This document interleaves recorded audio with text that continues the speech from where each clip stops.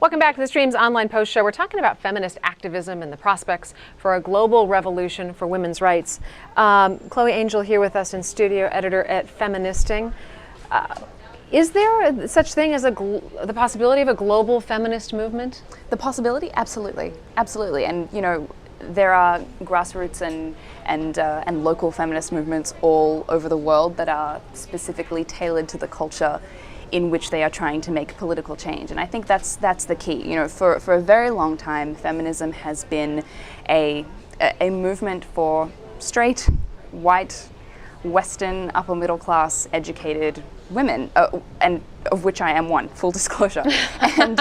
and you know, like I said earlier, one of the biggest mistakes of the women's movement in the United States was that it excluded women of color and it excluded lesbians and bisexuals, and you know, it's been about, you know, there has been a habit of making media spokespeople, and I say this with, you know, with full knowledge of what I'm doing right now, but, you know, of making media spokespeople of the kind of women that are the most acceptable in that society, whose only real disadvantage, only real structural and cultural disadvantage is that they are women and they have everything else going for them.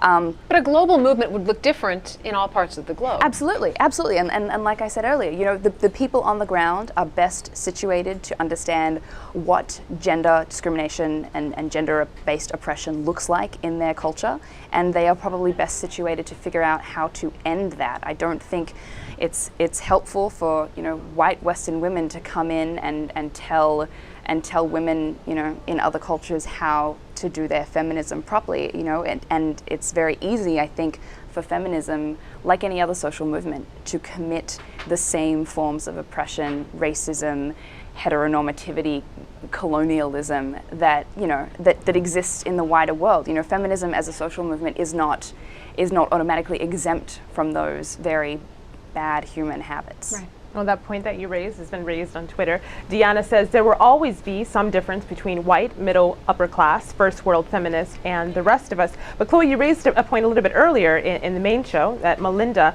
wholeheartedly agrees with. She says, modern feminism is about breaking down gender binaries. It is, and you know what? That's a really academic point.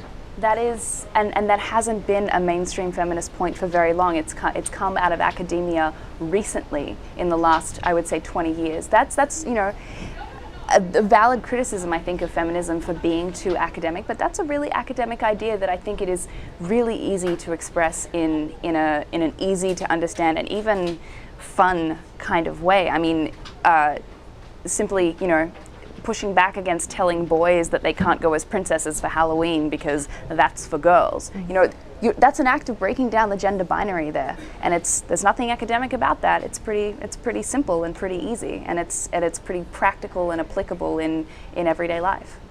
You know, earlier in the show we had